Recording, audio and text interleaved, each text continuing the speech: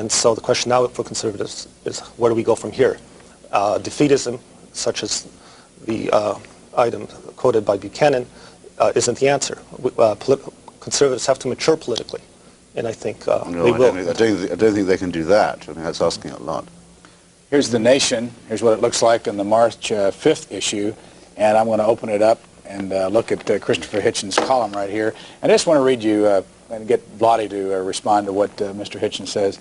A continuing theme in the tenure of Ronald Reagan, the president of laughter and forgetting, has been the steady politicization of the Justice Department. What do you think of reference to the President of the United States as a president of laughter and forgetting?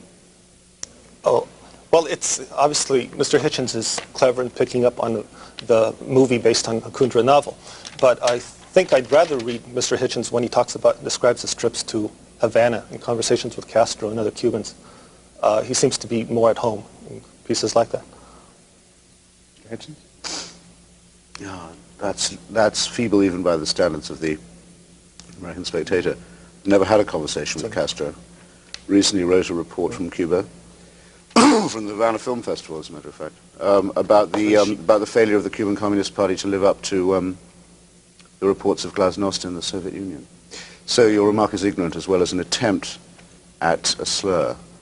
On the politicization of the Justice Department, I'd only add that I see yesterday Mr. Meese yet again doesn't think he should step down. And I don't know when, I don't know if it's possible to ask the question in this way, I don't know when he would ever admit to the idea of a conflict of interest. I don't know. It's so far proved impossible to show him convincingly what the idea means. There's no evidence that he understands it. I think it's actually a very serious thing, that's why I wrote that column, that the Justice Department is presided over by a man who has so many friends who are on the take, all of whose business dealings appear to be questionable, and none of whose statements on the central political scandal of this administration have turned out to be true, but had a certain marginal utility in allowing the perpetrators to get away, to cover their tracks. I mean, this is a very serious thing to have an Attorney General who's probably a crook.